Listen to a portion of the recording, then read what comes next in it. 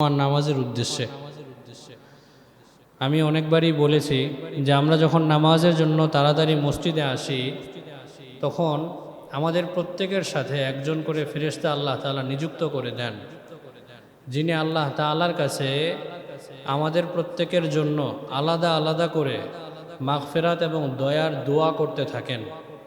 তিনি দোয়া করতে থাকেন, আল্লাহুম্মা গফির ওয়ারহাম, হে আল্লাহ আপনি তাকে মাফ করে দেন এবং আপনি তার উপর রহম করেন। আল্লাহ তাআলার কাছে এই যে আল্লাহ তাআলা আমাদেরকে আগে আগে মসজিদে নিয়ে আসছেন, এটা আল্লাহ তাআলার অনেক বড় অনুগ্রহ।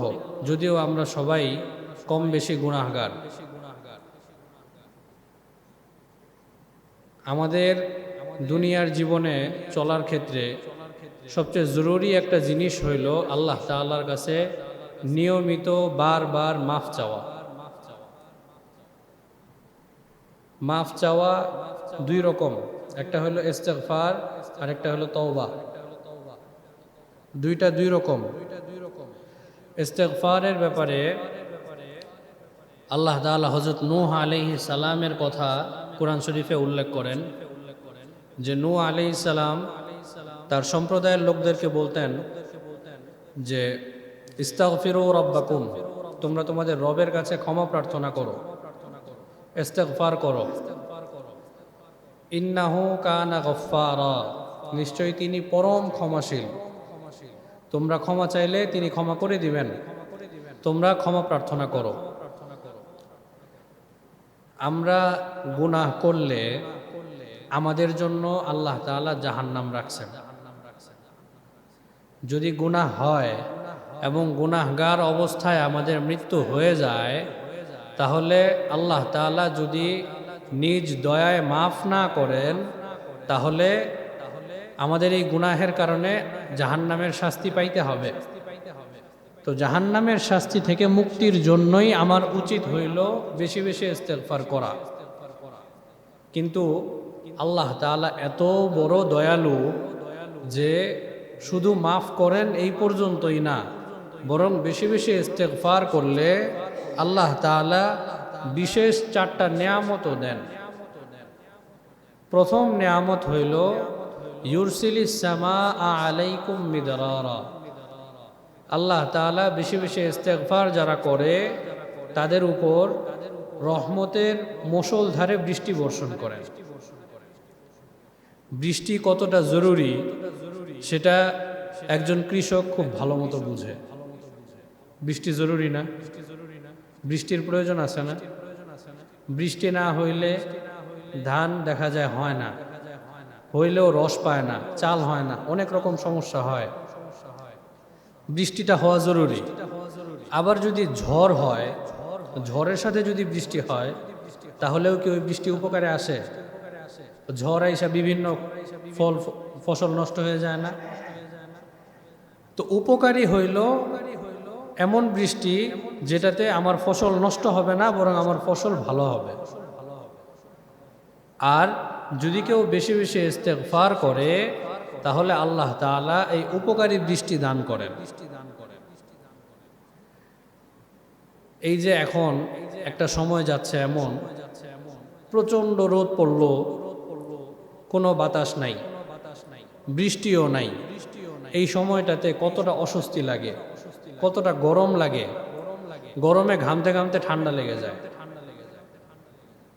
গতকালকে বৃষ্টি হইল, বৃষ্টি হওয়ার পরে আমাদের কতটা ভাল লাগছে। কেন? কারণ বৃষ্টিটা রহমতের বৃষ্টি। বিশাল ঝড় তুফান হয়ে বৃষ্টি হয় নাই। তা আমরা যখন ইস্তেগফার করব, তখন আল্লাহ তাআলা আমাদেরকে রহমতের বৃষ্টি দান করবেন। ইস্তেগফারের দ্বিতীয় ফায়দা হইল ওয়ায়ুমদিদকুম বিআমওয়াল। আল্লাহ তাআলা তার বান্দাদেরকে সম্পদ দিয়ে সাহায্য করবেন। সম্পদ দিয়ে সাহায্য করার দুইটা অর্থ। একটা হইল আমার রুজি রোজগার কম, আমার কামাই কম, আল্লাহ তাআলা আমার এই সামান্য কামাইয়ের মধ্যে আমার পরিবারের সমস্ত প্রয়োজন পূরণ করে দিবেন। আরেকটা হইল আল্লাহ তাআলা আমার সম্পদ বাড়ায় দিবেন। সম্পদ দিয়ে সাহায্য করার দুইটা অর্থ। একটা হইল আমার যে সম্পদ আছে আল্লাহ ওটা দিয়ে আমার পরিবারের প্রয়োজন পূরণ করে দিবেন। আরেকটা হইল আল্লাহ তাআলা আমার সম্পদ বাড়ায় দিবেন। তৃতীয় উপকার হইল আল্লাহ তাআলা ওয়ায়ুমদিদুকুম বিআমওয়ালিন ওয়া বানিন, সন্তান দিয়ে সাহায্য করবেন। সন্তান দিয়ে সাহায্য করার অর্থ হইল একজন মানুষ, উদাহরণ হিসাবে বলছে, একজন মানুষ তার 6 থেকে 7 জন সন্তান আছে, ছেলে সন্তান। কেউ ডাক্তার, কেউ ইঞ্জিনিয়ার, কেউ বড় অফিসার, কেউ সচিব। কিন্তু তাদের কেউ শুদ্ধভাবে সূরা ফাতিহা তেলাওয়াত করতে পারে না। আরেকজন বাবা যিনি দিনমজুর অথবা কৃষক, তারও 6-7 জন সন্তান আছে। কেউ মাদ্রাসায় পড়ছে, কেউ কলকারখানায় কাজ করছে, কেউ ভার্সিটিতে পড়ছে, পাশাপাশি টিউশনি করে নিজের খরচ চালাচ্ছে। অর্থাৎ এক কথায় অভাব অনটনের সংসার। কিন্তু প্রত্যেকেই সূরা ফাতিহা সহ তাদের নামাজ কিভাবে পড়া লাগবে ওটা খুব ভালো মতো জানে এবং নিয়মিত নামাজ পড়ে।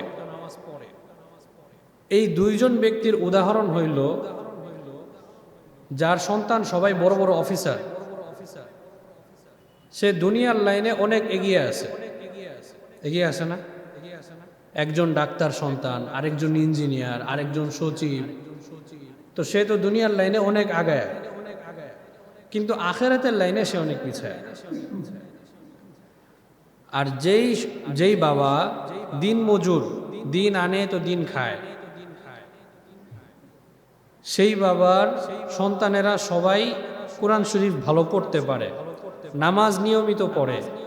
এই মানুষটা দুনিয়ার লাইনে অনেক পিছায়া আছে, কিন্তু আখিরাতের লাইনে সে অনেক আগায় আছে, তাই না?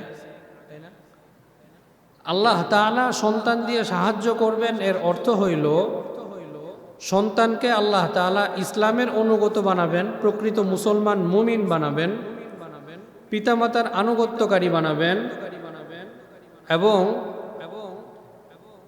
মৃত্যুর পরে পিতামাতার জন্য নেক সন্তান বানাবেন। আমার মৃত্যু হইল, আমার সন্তান একজন ডাক্তার, ইঞ্জিনিয়ার, কেউ আমার জন্য ইসালে সওয়াব করতে পারে না, আমার এই সন্তান কোনো কাজে আসবে?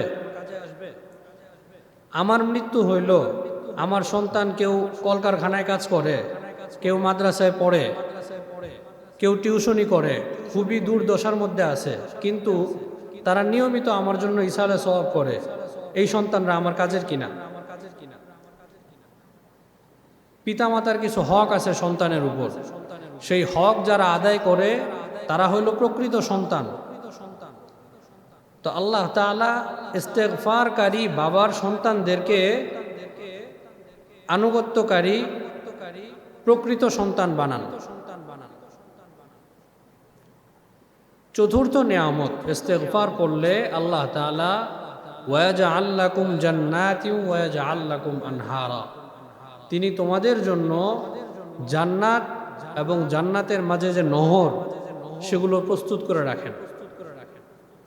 দেখেন, শুরুতেই বলেছি যে আমি গুনাহ করলে শাস্তিটা আমার পাওনা, তো এই শাস্তি থেকে বাঁচার জন্য আমার উচিত হইল ইস্তেগফার পড়া, এটা আমার দায়িত্ব। আল্লাহ তাআলা বলেন উলাইকা জাযাউহুম মাগফিরাতুম মির রাব্বিহিম, তাদের প্রতিদান হইল তাদের রবের পক্ষ থেকে তারা ক্ষমার ঘোষণাপ্রাপ্ত। ওয়া জান্নাতুন তাজরি মিন তাহতিহাল আনহারু খালিদিনা ফিহা, এবং তাদের জন্য এমন জান্নাত আল্লাহ তাআলা দিবেন, এমন বাগিচা আল্লাহ তাআলা দিবেন যেগুলার পাশ দিয়ে নহর প্রবাহিত হয়ে গেছে।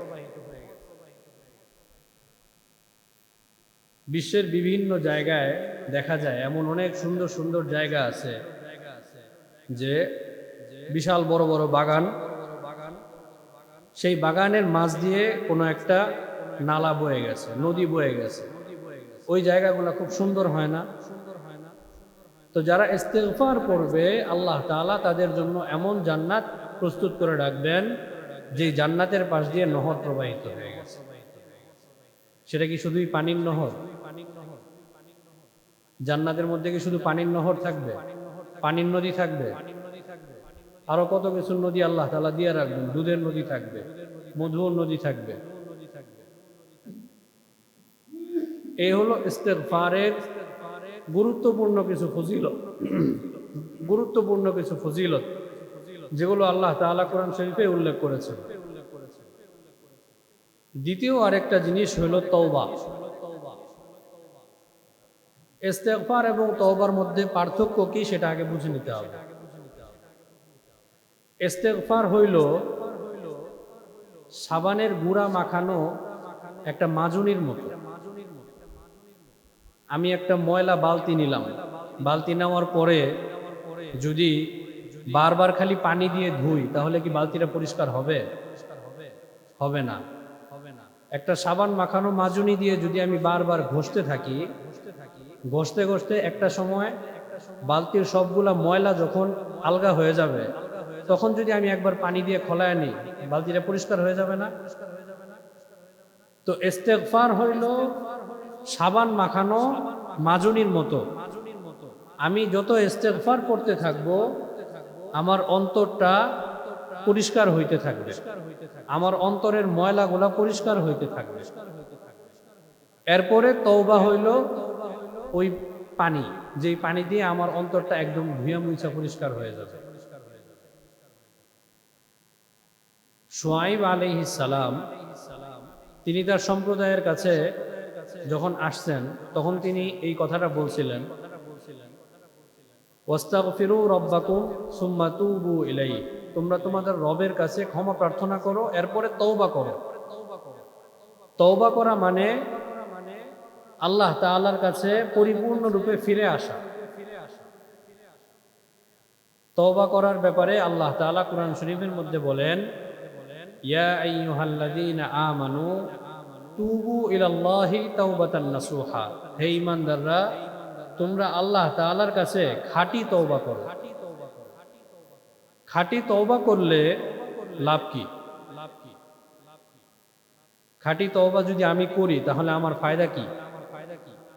আল্লাহ তাআলা এরপরে বলে দিচ্ছেন, আসা রাব্বুকুম আইয়ুকাফিরা আনকুম সাইয়্যাতিকুম, যে তোমাদের এই খাঁটি তওবার কারণে আল্লাহ তাআলা তোমাদের যে গুনাহসমূহ আছে সেগুলোকে নেকি দ্বারা পরিবর্তন করে দিবেন। ওয়ায়ুদখিলাকুম জান্নাতিন তাজরি মিন তাহতিহাল আনহার, এবং তোমাদেরকে জান্নাতে প্রবেশ করাবেন। এটা হলো তওবার গুরুত্বপূর্ণ এবং প্রথম ফজিলত। আল্লাহ রাসূল সাল্লাল্লাহু আলাইহি ওয়াসাল্লাম তওবাকারী সম্পর্কে বলেছেন, আত-তাইবু মিনাজ যামবি কামাল্লা যামবালা, যে ব্যক্তি আল্লাহ তাআলার কাছে তওবা করে কেমন যেন তার কোনো গুনাহই নেই। আমি একটু আগেই বললাম যে ইস্তেগফারটা হইল মাজুনির মতো, এটা দিয়ে ময়লাগুলা আস্তে আস্তে আলগা হয়, তারপর পানি দিয়ে ধুইলে বালতিটা একদম পরিষ্কার হয়ে যায়। তো ইস্তেগফার যখন করতে থাকবো আমার অন্তরের ময়লাগুলা আলগা হবে, যখন আমি তওবা করব তখন আমার অন্তরটা একদম পরিষ্কার হয়ে যাবে। আর যদি আমার অন্তর পরিষ্কার হয়ে যায় তখন কি আমার কোনো গুনাহ থাকবে? ওই সময় যখন আমি আল্লাহর কাছে দোয়া করব, আল্লাহ আপনি মাফ করে দেন, আপনি ছাড়া আমার কোনো গতি নাই, আমি আর কখনো গুনাহ করব না, আপনি মাফ কইরা দেন, তখন যে আল্লাহ মাফ করবেন এরপরে কি আমার কোনো গুনাহ থাকবে? আমরা অনেক সময় অনেক ফজিলতের হাদিস শুনি, আমরা ফজিলত শুনি যে অমুক আমল করলে আল্লাহ সমস্ত গুনাহ মাফ করে দেন, তমুক আমল করলে আল্লাহ সমস্ত গুনাহ মাফ করে দেন। তখন আমরা মনে করি যে আল্লাহ আমাদের সমস্ত গুনাহ মাফ করে দিচ্ছেন। এর মানে এটা না, এর মানে হইল আল্লাহ তাআলা সগীরা গুনাহগুলা মাফ করে দেন। হাদিসের মধ্যে আছে যখন কোনো বান্দা ওযু করে, ওযুর প্রত্যেকটা অঙ্গ ধোয়ার মাধ্যমে তার ওই অঙ্গের গুনাহসমূহ মাফ হইতে থাকে। আমি যখন আমার মুখ ধুবো তখন আমার মুখের গুনাহগুলা মাফ হবে, যখন আমি আমার হাত ধুবো তখন আমার হাতের গুনাহগুলা মাফ হবে। তো এই গুনাহগুলা কোন?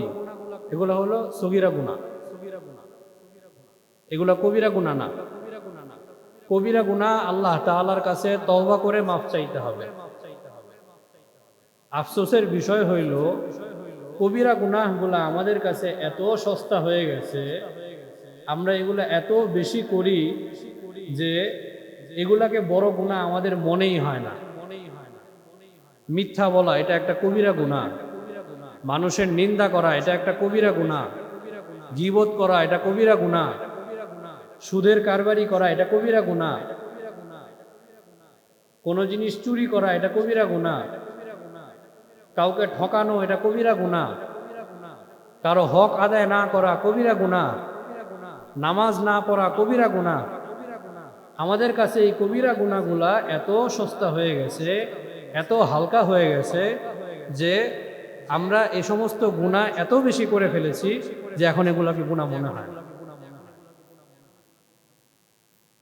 একটা অপরাধ করার পরে নিজেকে ওই অপরাধ থেকে মুক্ত করার জন্য আমরা একদম ঠান্ডাভাবে মিথ্যা কথা বলে ফেলি, অথচ এই মিথ্যা কথার কারণে আমার যে একটা কবিরা গুনাহ হচ্ছে এটা আমাদের মাথায় থাকে না, এটা আমাদের মনেই থাকে না। আর যখন আমরা ফজিলতের হাদিস শুনি যে অমুক আমল করলে সমস্ত গুনাহ মাফ হয়ে যায়, তখন আমরা চিন্তা করি যে আমাদের মিথ্যার গুনাহ, আমাদের নামাজ না পড়ার গুনাহ, এই সমস্ত গুনাহগুলাও মাফ হয়ে যাবে। না, এই সমস্ত গুনাহগুলা মাফ হবে না, এগুলা কবিরা গুনাহ। এগুলার জন্য আল্লাহর কাছে আলাদা করে মাফ চাইতে হবে। আল্লাহ রাসূল সাল্লাল্লাহু আলাইহি ওয়াসাল্লাম বলেছেন যে একজন মানুষের মৃত্যু আসার আগ পর্যন্ত তার তওবা কবুল করা হয়। আমরা কি জানি আমাদের কার মৃত্যু কখন আসবে? জানি না। আমাদের মধ্যে অনেক যুবক ভাই আছেন যাদের মনে হয় যে আচ্ছা আমার দাদা, আমার বাবা এত বয়স্ক হয়ে গেছে, তারা এখনো মারা যায় নাই, আমার মারা যাইতে সময় আছে। অথচ বাস্তবতা হইল বর্তমান সময়ে সবচেয়ে বেশি মারা যাচ্ছে যুবক শ্রেণী। সড়ক দুর্ঘটনায় যুবক শ্রেণী মারা যাচ্ছে, পুলিশি মামলায় যুবক শ্রেণী মারা যাচ্ছে, হতাহতের দুর্ঘটনায় যুবক শ্রেণী মারা যাচ্ছে, হঠাৎ করে হার্ট অ্যাটাকে যুবক শ্রেণী মারা যাচ্ছে। বয়স্করা ভালো খাবার খাইছে, তারা ভালো খাবার খায়া খায়া বড় হয়েছেন, তারা সুস্থ আছেন। আর যারা যুবক তারা খাবারই খাইছেন সব ভেজাল, তো স্বাভাবিকভাবেই তারা অসুস্থ, অল্পতেই বেশি অসুস্থ হয়ে যায়, অল্পতেই দুনিয়া থেকেও চলে যায়। যুবক শ্রেণী দুনিয়া থেকে খুব তাড়াতাড়ি চলে যাইতেছে, কিন্তু আমরা যুবক শ্রেণীরা মনে করতেছি যে আমাদের দুনিয়া থেকে যাইতে আরো সময় বাকি আছে। যেহেতু আমাদের মৃত্যুর সময় আমরা জানি না আমরা কখন মারা যাব, অতএব আমাদের উচিত হইল প্রতিদিন বেশি বেশি আল্লাহ তাআলার কাছে তওবা করা। হাদিসের মধ্যে আছে, তিরমিজি শরীফের মধ্যে, যে আল্লাহ রাসূল সাল্লাল্লাহু আলাইহি ওয়াসাল্লাম এক ব্যক্তির কথা বলছিলেন যে তার উটের উপর পানি, খাবার এবং তার সফরের যাবতীয় খরচ ইত্যাদি সবকিছু নিয়ে সে তার বাড়ি থেকে রওনা দিল। এখন আমাদের তো বর্তমান সময়ে বাস আছে, ট্রেন আছে, বিমান আছে, যেগুলা দিয়ে আমরা তাড়াতাড়ি যেতে পারি। আগে তো এগুলো ছিল না, আগে তো ছিল উট বা ঘোড়া, কারো কারো গাধা ইত্যাদি এই সমস্ত প্রাণী ছিল, যেগুলা দিয়ে মানুষ দূর থেকে দূরে সফরে যাইত। তো আল্লাহ রাসূল বলছিলেন যে কেউ তার বাহনের সাথে অনেক কিছু নিয়ে রওনা দিল, হঠাৎ তার পথিমধ্যে ক্ষুধা লাগলো, সে তার বাহন থেকে নেমে খাবার খাইলো, খাবার খাওয়ার পরে একটু বিশ্রাম নিল। বিশ্রাম নেওয়ার পরে যখন সে ঘুম থেকে উঠলো, উঠে দেখলো তার ওই বাহনটা নাই। বাহন নাই মানে ওই বাহনের সাথে থাকা তার খাবার, পানি, টাকা পয়সা যা ছিল সবই কি হয়ে গেল? হারিয়ে গেল। এখন এই মানুষটা বাড়ির দিকে রওনা দিতে পারবে না, কারণ সে যদি বাড়ির দিকে রওনা দেয়, যাইতে যেতে সে মারা যাবে। আবার যেই উদ্দেশ্যে বের হয়েছে সেদিকেও রওনা দিতে পারবে না, কিন্তু ওদিকে যদি দেওয়া শুরু করে পথিমধ্যে মারা যাবে। তার মানে এই মানুষটার এখন মরণ ছাড়া কোনো উপায় নাই। তো সে ওই জায়গায় বৈশা পড়ল, বৈশা একটু পরে ঝিমায় গেল। চোখ খোলার পরে দেখলো তার ওই বাহনটা চলে আসছে। ওই মানুষটা কত খুশি হবে। তা আল্লাহ রসুল বলেন একজন ব্যক্তির কথা, যে সে এরকম বাহন পাওয়ার পরে এত খুশি হইল যে খুশি হওয়ার পরে সে আসমানের দিকে তাকিয়ে বলতে লাগলো, আল্লাহুম্মা, হে আল্লাহ, আনতা আবদি ওয়া আনা রব্বুক, আপনি আমার বান্দা, আমি আপনার প্রতিপালক রব।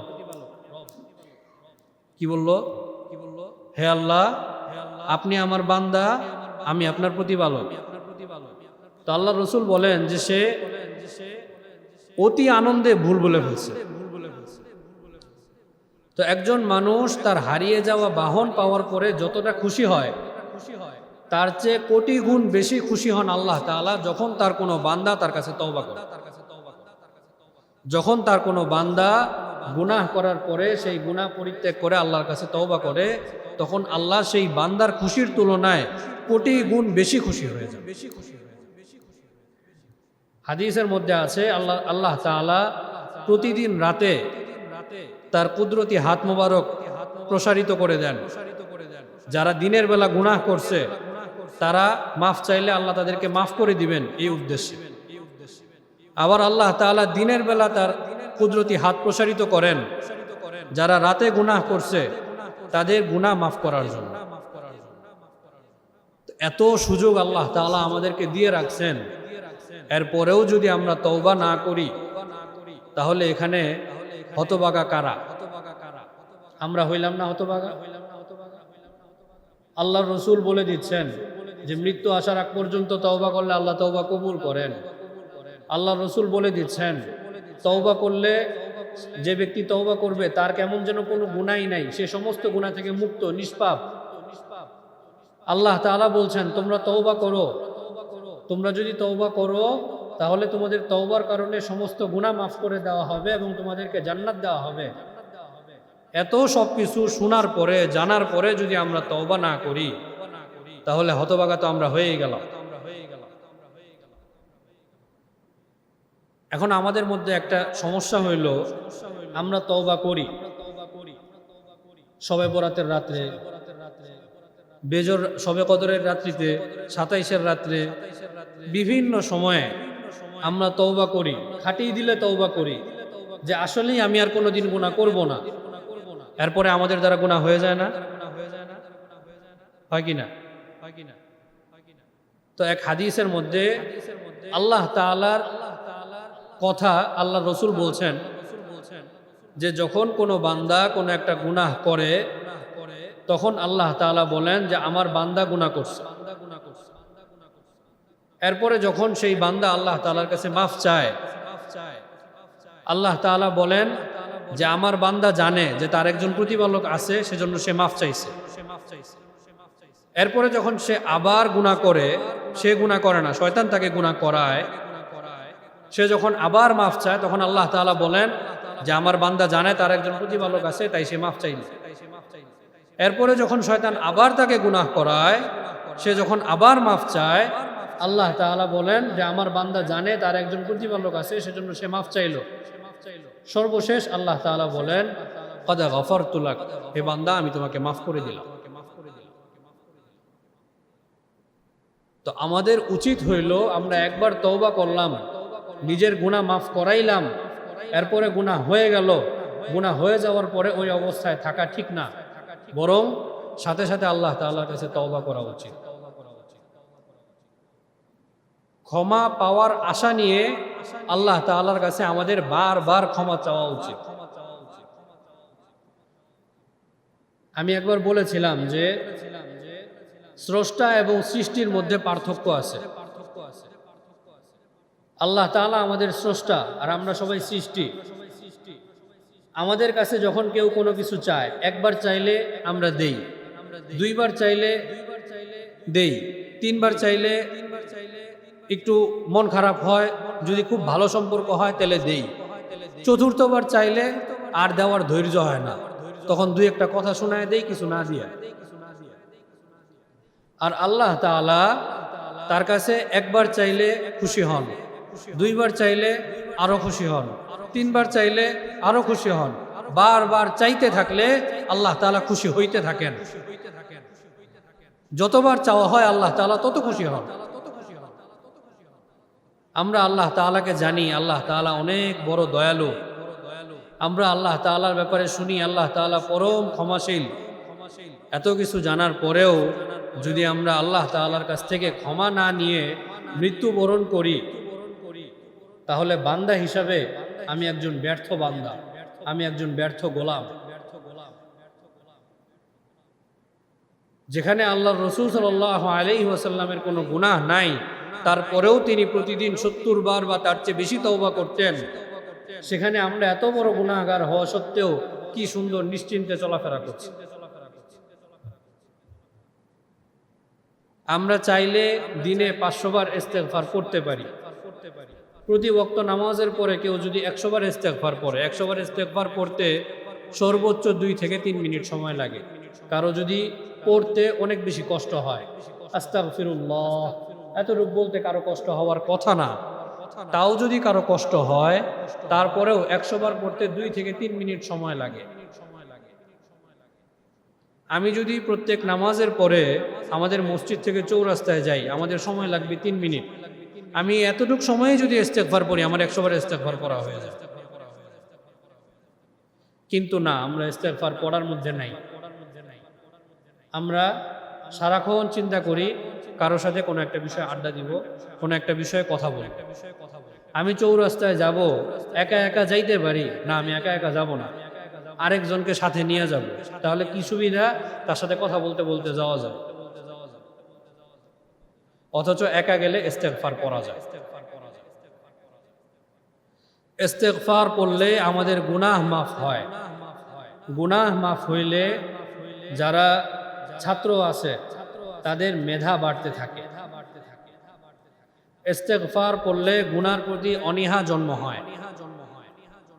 আমরা অনেক সময় এমন দেখি যে আমাদের দ্বারা গুনাহ হয়ে যায়। পাকিস্তানের এক হুজুর তারেক মাসুদ সাহেব, তিনি এক বয়ানে বলছিলেন যে এইচএসসি শেষ করে ছাত্ররা তাবলিগে জামাত বের হয়েছে, তাবলিগ জামাতে বের হয়েছে।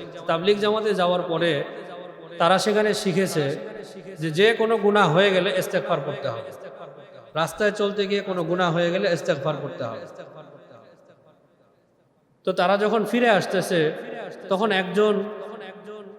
তাদের মধ্যে একজন ইস্তেগফার বলল, আস্তাগফিরুল্লাহ। রাস্তার মধ্যে তো তার আশপাশের বন্ধুরা তাকে জিজ্ঞাসা করলো কি হইছে? মানে সে একটা মেয়ে দেখে ফেলছে, দেখার কারণে সে ইস্তেগফার করছে। তো বাকিরা জিজ্ঞাসা করা শুরু করছে কি হইল। তো ইস্তেগফারটা যদি আমাদের কাছে এত সহজ বা এত হালকা মনে হয়, তাহলে সমস্যা। ইস্তেগফার হইল গুনাহ মাফের একটা মাধ্যম। আমরা যত বেশি ইস্তেগফার করব, তত বেশি নিজেকে গুনাহ থেকে বাঁচাইতে পারব। আমি ইস্তেগফার করব, শয়তান আমাকে ধরতে পারবে না। পুরা দুনিয়ার যতটুকু জমিন আছে, প্রত্যেক ইঞ্চিতে শয়তান সিজদা করেছে। শয়তান এত, এবং সে আল্লাহ তাআলার কাছে খুব মজবুতির সাথে একটা কথা বলছে যে হে আল্লাহ, আমি লাউগবিয়ান্নাহুম আজমাইন, আপনি যে মানুষ বানাইছেন সমস্ত মানুষরে আমি অবশ্যই অবশ্যই জাহান্নামে নিয়ে যাব। তবে এর সাথে একটা কথা বলছে, ইল্লা ইবাদাকা মিনহুমুল মুখলাসিন, তবে যারা আপনার খালেস বান্দা, একনিষ্ঠ বান্দা, এদেরকে আমি গুমরা করতে পারবো না। তো আমরা যদি ইস্তেগফার করি, আমরা যদি তওবা করি, তাহলে এটা আমাদেরকে খালেস বান্দা হইতে সাহায্য করবে। আর আমি যদি খালেস বান্দা হইতে পারি, তাহলে শয়তান আমাকে গুমরাহ করতে পারবে না। মোট কথা হইল, আমাদের বেশি থেকে বেশি ইস্তেগফার করা উচিত, বারবার প্রতিদিন আল্লাহ তাআলার কাছে তওবা করা উচিত, মৃত্যুর কথা স্মরণ করা উচিত।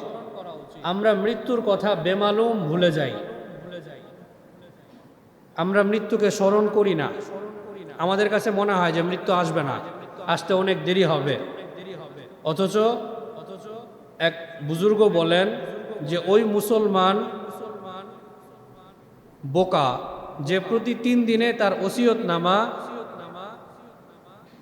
পুনরায় না লেখে। অর্থাৎ আমি আজকে ওসিয়তনামা লিখলাম, আমি আজকে রাতে মারা যাইতে পারি, এই চিন্তা করে আমি ওসিয়তনামা লিখলাম যে আমার কাছ থেকে অমুক এত টাকা পায়, তমুক এত টাকা পায় ইত্যাদি। আগামী 2 দিন পরেই আমার আবার এই ওসিয়তনামা পুনরায় লেখা উচিত। আমি এই 3 দিনের মধ্যে মারা যাই নাই, হইতে পারে আগামী 3 দিনে আমি মারা যাইতে পারি, তো নিয়মিত আমার ওসিয়ত লেখা উচিত। এটা যদি হয় তাহলে আমার নামাজ কাজা হওয়া কমে যাবে, আমার নিয়মিত নামাজ পড়া এটা বাড়বে। আমরা অনেক সময় তওবা করি, কিন্তু সেই তওবা আমরা ধরে রাখতে পারি না। এর একটা বড় কারণ হইল আমরা নিয়মিত নামাজ পড়ি না, আমরা জামাতের সাথে নামাজ পড়ি না। যদি কেউ নিয়মিত নামাজ পড়ে তাহলে আল্লাহ তাআলা তাকে মাফ করে দেন। কেউ যদি জামাতের সাথে নামাজ পড়ে তাহলে আল্লাহ তাআলা তাকে মাফ করে দেন। এক সাহাবী আল্লাহ রাসূল সাল্লাল্লাহু আলাইহি ওয়াসাল্লামের কাছে এসেছেন, এসে বলছেন, ইয়া রাসূলুল্লাহ, আমি তো একটা গুনাহ করে ফেলছি। তা আল্লাহ রাসূল কিছু বলেন নাই। নামাজের সময় হয়ে গেছে, নামাজে দাঁড়িয়ে গেছেন। সবাই একসাথে নামাজ পড়ার পরে ওই সাহাবী আবার আসলেন, এসে বললেন, ইয়া রাসূলুল্লাহ, আমি তো গুনাহ করে ফেলছি। তখন আল্লাহ রাসূল জিজ্ঞাসা করলেন, তুমি কি আমাদের সাথে এই নামাজটা জামাতের সাথে পড়েছো? সাহাবী বললেন, জি ইয়া রাসূলুল্লাহ। আল্লাহ রাসূল বলেন যে আল্লাহ তোমার গুনাহ মাফ করে দিয়েছে। তো আমাদের উচিত হইল নিয়মিত নামাজ পড়া এবং নিয়মিত নামাজ জামাতের সাথে পড়া। যদি এই 2টা জিনিস থাকে তাহলে আমি তওবা একবার করলে সেই তওবাটা ধরে রাখতে পারবো, আর না হয় তওবা করব সেই তওবা ছুটে যাবে, বারবার ছুটে যাবে। আল্লাহ তাআলা আমাদেরকে বেশি বেশি ইস্তেগফার পড়ার তৌফিক দান করেন এবং ইস্তেগফার পড়ে পড়ে নিজের অন্তরকে পরিশুদ্ধ করার তৌফিক দান করেন। আল্লাহ তাআলার কাছে ফিরে আসার তৌফিক দান করেন। মৃত্যু আসার পূর্বে তওবা করার তৌফিক দান করেন। যা যা বললাম আল্লাহ তাআলা আমাদের সেগুলো আমল করার তৌফিক দান করেন। ওয়া আখিরু দাওয়ানা আনিল হামদুলিল্লাহি রাব্বিল আলামিন। যারা সুন্নত পড়ি নাই সুন্নত আদায় করুন।